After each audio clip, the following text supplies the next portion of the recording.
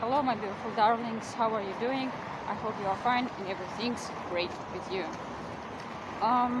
So let's continue talking about learning foreign languages. Well, and I was talking about the first step, which includes learning, improving your reading, listening, and phonetic skills. So let's go to the next step, which also, if you have 30 minutes, so every day, for example, so it will take like 10 minutes from these 30 minutes, so 1/3 of your time.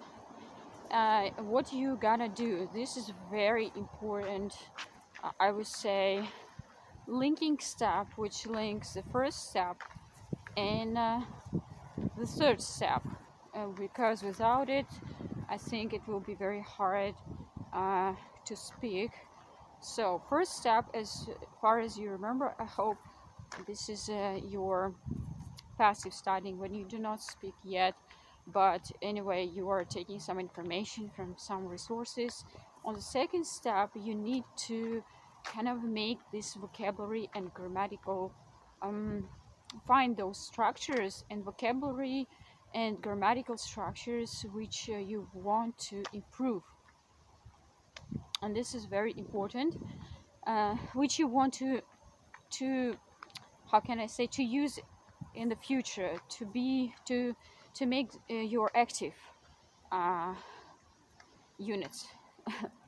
Well, and in this step I include two main skills. This is vocabulary, which includes vocabulary 1, vocabulary 2.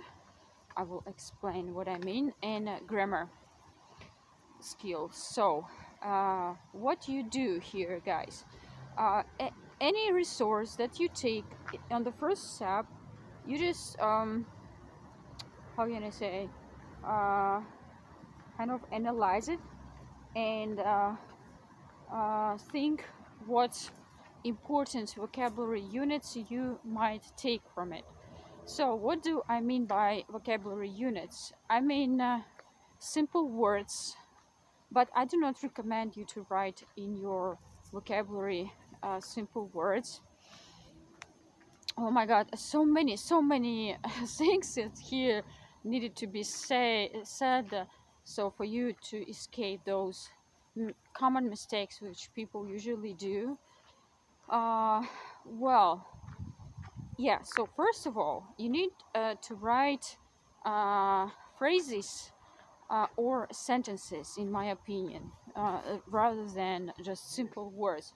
Of course you might check the meaning of separate words, but anyway I think that this is much more efficient when you memorize how the words is used already, and you somehow save your time, because you spend this time for learning new units, so it's better that of course that you learn already how to use it. So for you, in your future, on step number 3, when you will be communicating with a foreign guy, or I don't know, practicing just your English with your teacher, doesn't matter who with, so you already had these constructions.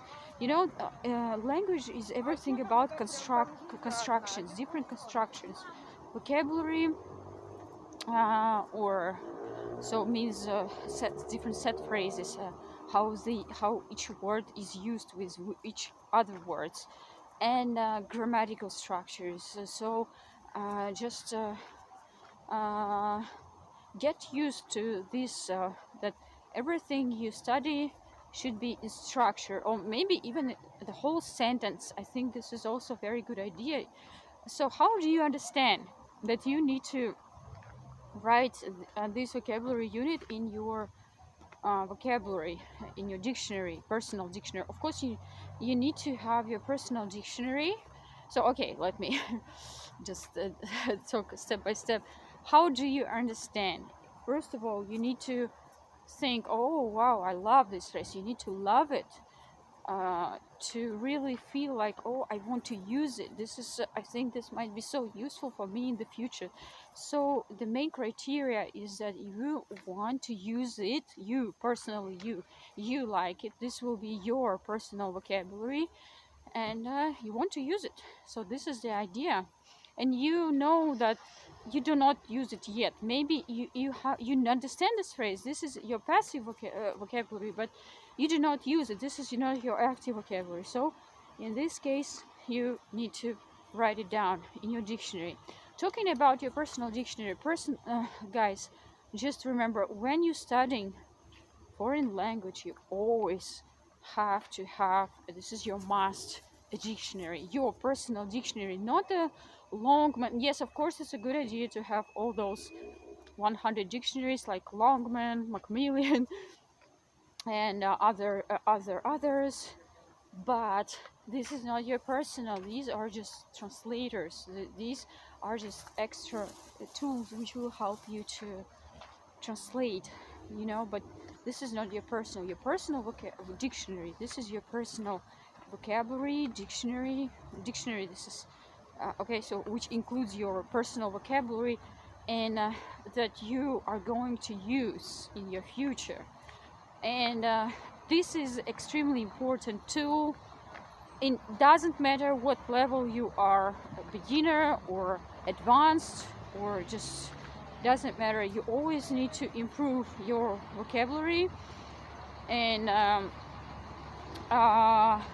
this is something that you always need to take with you, because when you have kind of a free time, so you probably might spend this time for revising this vocabulary. I personally did it myself like this when I was studying. I was learning my vocabulary just in some spare moments, and I was kind of multitasking with it, like I was doing something and at the same time looking at my dictionary, my personal dictionary, and revising it. So how to revise, this is already a very important strategy, but okay, everything step by step. So guys, you need to find your one dictionary, personal dictionary. It might be either paper or electronic. When I was studying, I used to have a paper vocabulary, and even before that I had cards which I created myself. Nobody taught me to do that, but I just felt like this is a very efficient, and I was right, actually cards helped me. But now I would recommend to have electronic dictionary, because it is more convenient, and it already has all those functions that you need. You can put a picture there. There are different games with your vocabulary. You can revise easily in a random way, and this is much more efficient rather than having this paper book, I think. So you can choose any, but the idea is, the main criteria is that you can write as many words as you want, translate them, write your personal translation if you want, and also revise them in a random way. Have this option to revise them in a random way, and from your language to another language, so not vice versa. For example, if you are Russian, you are studying English, that means you need to revise your cards from Russian to English. You need to first see the translation, then to translate it into the language that you need. So in this case, you will make your vocabulary active.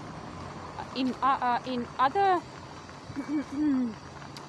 way, if you do it vice versa, you will not make your vocabulary active. Yes, because it's much more easy. It's easier actually to translate from English, for example, if you're learning English, to your language. So this is, but it still stays passive. You understand the context, but when you need it, this phrase will not appear in your mind, I think. So it might appear, of course, but anyway, it might take a lot more time. Well, so guys, I hope this information was useful for you. I love you with all my heart.